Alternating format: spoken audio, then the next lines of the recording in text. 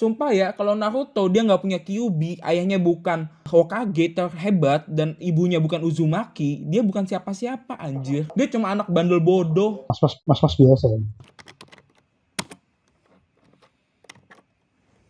Ada nih satu hal yang gue benci banget dari cita-cita shonen ya. Satu hal, nggak ada yang orang biasa. Pasti kayak Luffy, dia anaknya Dragon. Dragon itu pahlawan revolusioner lagi sebagainya. Naruto, anaknya Hokage. Itu udah tradisi gak sih? Itu udah tradisi gak sih? Tradisi shonen Gue gitu belum gak? saya ngomong nih ya. Jadi gini, ada yang bener bukan siapa-siapa dan itu sangat menarik. Contohnya kayak Rock Lee. Rock Lee bukan siapa-siapa tapi dengan kemampuannya sendiri dan bahkan Gurugei, dia bisa satu lawan Madara loh saat itu. Saat di posisi paling kuatnya dia. Yang Gurugei itu bukan siapa-siapa dan dia doang yang masternya taijutsu. Yang nggak ada ninja lain yang mau mempelajari taijutsu sekeras dia. Itu yang gue suka. Yang bukan siapa-siapa tapi dengan usahanya sendiri dia bisa. Kalau gue lihat sih mungkin budayanya Jepang sih Akis ya. Mereka kan sama ancestor gitu kan masih Kuat ya budaya. budaya tentang leluhur gitu. Jadi mungkin ke situ ya arahnya ya. Gue nggak ngerti juga. Cuman Kalau alasan gitu bagi gue nggak terlalu kuat Din, soalnya gini. Asumsi lu sebenarnya mirip sih, kayak ketika lu nonton Tsubasa itu,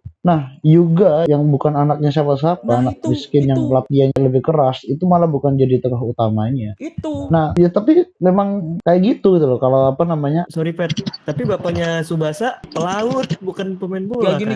kan. Nah, bapaknya Tsubasa yang kenalin sama Roberto Hongo. Nah itu. Dia punya akses banyak. Yang pertama, kaya tuh. Bapaknya kan punya akses tuh. Yang kenalin sama Roberto Hongo yang nyuruh ngajarin Tsubasa dia ke Jepang kan, balas budi. Artinya kan ini aksesnya enak banget nih Tsubasa ini. Karena Tsubasa nggak mungkin kan dia anaknya raja sepak bola juga terlalu ngadi-ngadi kan di Jepang kan. Karena nggak ada juga kan. Nggak ada. Hanya dia pakai Brazil, sosok Brazil yang dikenalkan dari bapaknya. Kan artinya privilege kan di situ. Yang lo maksud kan masalah privilege di shonen ini kan. Sumpah ya, kalau Naruto dia nggak punya Kyuubi, ayahnya bukan Hokage terhebat, dan ibunya bukan Uzumaki, dia bukan siapa-siapa anjir. Dia cuma anak bandel bodoh.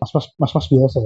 Shonen udah mulai refresh trope-nya sih. Coba lihat dari BNHA, terus Haikyuu, terus kalau dulu tuh ada Slam Dunk. Oh iya itu. Iya kan. Terus Ice Shield 21 shonen juga tuh. Ford sebenarnya lumayan kok, bisa kayak udah mulai mereform lah perlahan, dan kayaknya Attack on Titan tuh lumayan ngubah tuh kayak gimana karakter mati dan lain-lain. Contoh ini jadi bahas shonen in general ya. Dulu kan karakter di manga shonen itu kan kayak susah mati ya, apalagi One Piece. Attack on Titan enggak anjing.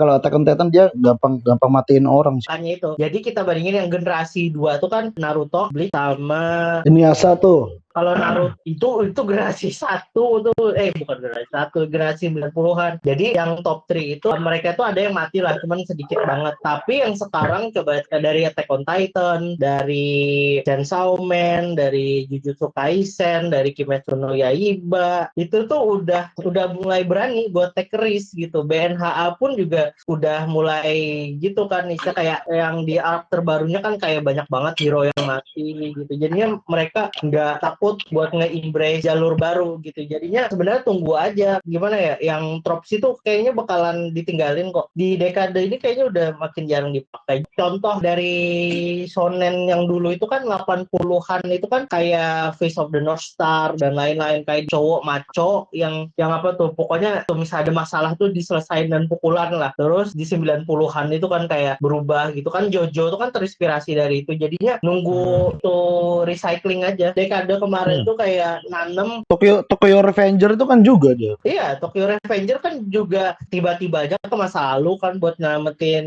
pacar yang dulu. Iya, dia ngasih apa yang travel yang lain daripada kemudian kan kita mengenal kayak Re:Zero dan sebagainya kan. Kayak tai lah, bosen banget nonton itu. Tapi kan di Tokyo Revenger dengan yang bisa pengulangan waktu itu dia ngasih hal yang lain sih. Kayak ya gagal mulu, lu kayak nonton itu loh, Butterfly Effect, Cok. Nonton apa namanya Tokyo Revenger. Iya kan.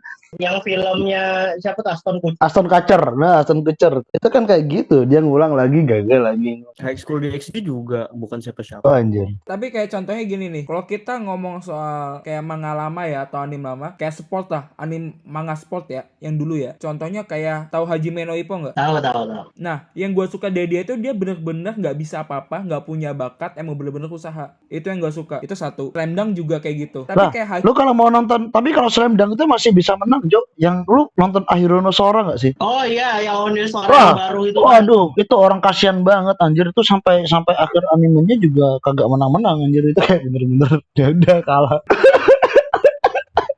Ada udah kasih apa namanya kalah mulu terus kayak ketimpa sial kan orang tuanya mati, tapi ya realistis aja sih ya, nggak ada menangnya anjir. Lu biasanya kan nonton kayak anime sport kan masih ya ada lah menang 1-2 gitu kan, kayak Haikyuu gitu kan, walaupun sempat kalah tapi biasanya kan kalah dulu terus menang. Ini kagak anjir, kalah mu sama tim basket cewek juga kalah. Lu ada yang nonton Ultraman gak sih? Ultraman nonton lu Ultraman. Lu nonton Ultraman 3 nggak? Wah, 3 Diego kan Daigo. memorable ya, karena dia juga ngasih drama di situ, nggak bener-bener yang kayak full fight gitu kan, ada ya cukup cukup bold lah urusan drama dia. Terus kemudian dia juga termasuk agak nyambungin sama tokoh Ultraman lain gitu ya. Gak tau ya kalau waktu itu ya aku nggak nonton Ultraman lain sih selain itu, paling Daya, tapi lupa, yang inget cuman Ultraman 3 gitu. Yang masih bisa kayaknya Ultraman 3. Dia berani Kalau- ngasih tanda kutip bad ending di akhir anjir. Daigo kan mati ya. Gua kecil nggak nonton Ultraman, gua nggak suka aja. Kayak monster baju ketat gitu aja, nggak tertarik gua. Cuma pendapatnya itu gara-gara